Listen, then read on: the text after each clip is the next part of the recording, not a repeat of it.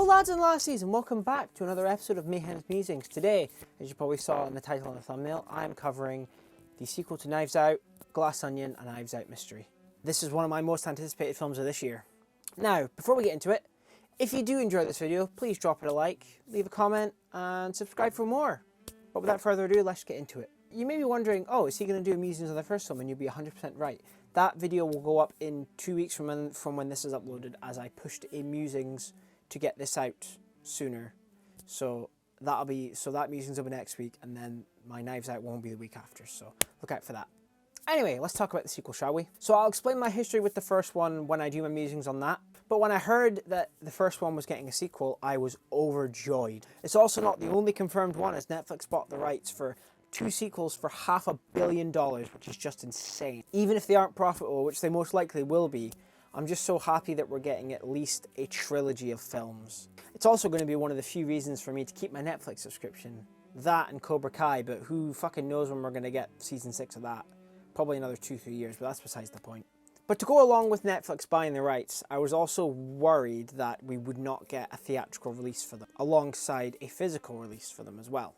As Netflix has gotten worse and worse, and has started to release fewer and fewer physical Blu-rays and DVDs and 4Ks for their stuff over the years. But thankfully, one of those worries has been dashed, as this is getting a 1-week run in cinemas, which is just awesome. And I just got back from seeing it with Callum a couple of hours ago, and I'm seeing it again in 2 more days with my girlfriend, and I'm so excited to see it again, especially in a movie theatre, as I never got to catch the first one in movie theatres, regretfully. As for the physical release, we will just have to see. Netflix are temperamental when it comes to their physical releases. As I said, it's gotten worse and worse and fewer as the years have gone on. But fingers crossed for at least a Blu-ray and at most a 4K steelbook. But getting onto the film itself, I think it's just as good as the first one, if not a tiny bit better, because we spend a lot more time with Benoit Blanc in this one, and he is my favourite part of both of these films. That's not to say that the rest of the film falls flat. No sir, not in any way, shape or form. The whole cast is incredible and so unique that when I heard about the castings, I was very surprised and a little worried, but what Johnson does with this cast is just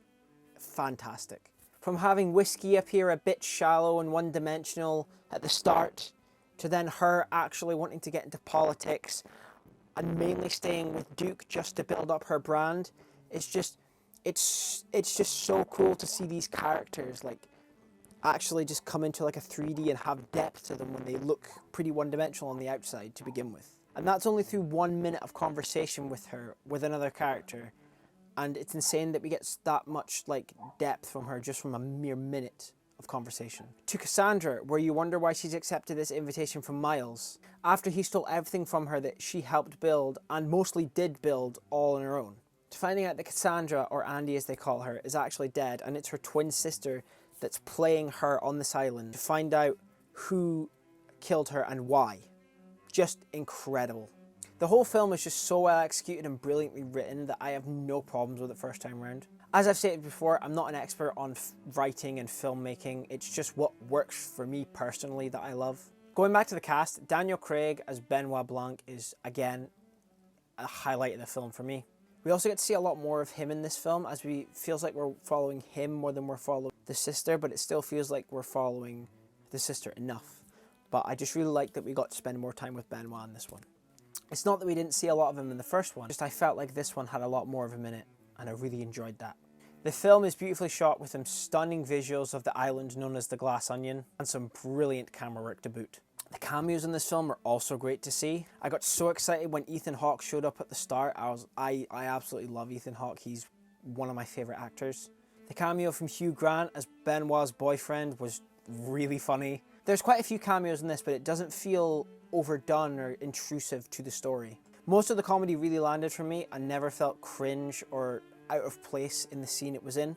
I also thought how they handled COVID was very well done. The fact they did it in the first place surprises me, but it's handled really well. With Benoit being in the bath, that's a fucking sentence, Benoit being in the bath. Anyway, with Benoit being in the bath playing Among Us with a bunch of other actor cameos, I was... it's fucking hilarious that, of course, he would be playing Among Us. Murder mystery, it makes so much sense.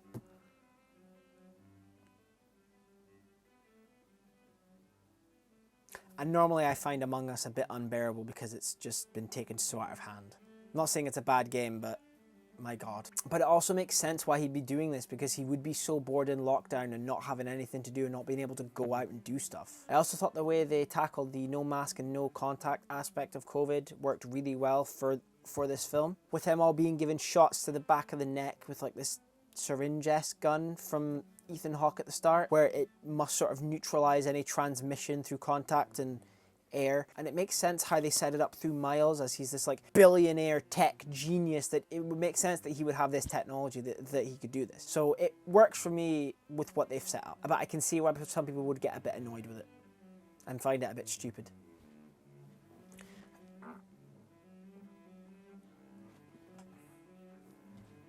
When it flashes back to who delivered the box to Benoit Blanc after Miles confronts him, being like, why are you here? Oh, I got a box. Well, I didn't send you it. I thought... I didn't send... When it flashes back to who delivered the... When it flashes back to who delivered the... When it flashes back to who delivered the... When it flashes back to who delivered the puzzle box to Blanc after Miles confronts him about why is he here because he never sent him a box. And I saw it was the same actress that plays Cassandra, Andy. I thought, oh, it must be her putting on an act to get Blanc's help. But when it's revealed that it's actually her twin sister, it was just incredible, and I knew where it was going from there, that she was going to end up playing her sister, Blanc helping her find out what happened to her. The whole mystery I thought was well done. I expected Miles to get murdered at some point, and when he didn't, I was extremely surprised. But I really like that about this film. It's like an onion with all these layers that you just keep peeling back, and more is exposed. So much depth to it. The way Benoit realizes Miles is an idiot is absolutely hilarious. How he's using the complete wrong words throughout the film to describe certain situations and things. I never caught on to it until he pointed it out. And thinking about it now, it makes total sense. And then how he does it one more time afterwards, I thought that worked really well for comedic effect. It really got a chuckle out of me. It's also how they wrap up the story that I find to be very unique and satisfying at the same time. How Miles burns the only hard evidence they have on him right in front of her face by just slowly sneaking up to her. And then you think, oh, they've got nothing on him. And even Blanc's like, I'm sorry, there's nothing we can do. I was genuinely there being like, okay, is this actually going to end with him just getting away with it? But obviously I knew at the back of my mind he wasn't, because that's just not how that works, and that would not be satisfying for an audience. But when she starts smashing up all of his glass structures and setting fire to his minibar, I was like, she's just doing this out of catharsis? But when you realise what she's actually doing is trying to burn the Mona Lisa, you're like, oh shit. And it's such an awesome and quite funny moment when you just see her running for it, and then there's Miles jumping like, it's really well done. But I didn't realise it until Helen points it out when Miles is telling her that burning all this down did absolutely nothing to stop him. That she's like, I just destroyed your biggest asset, and he had it on loan from France, and he's never going to be able to pay that back, so she's ruined him.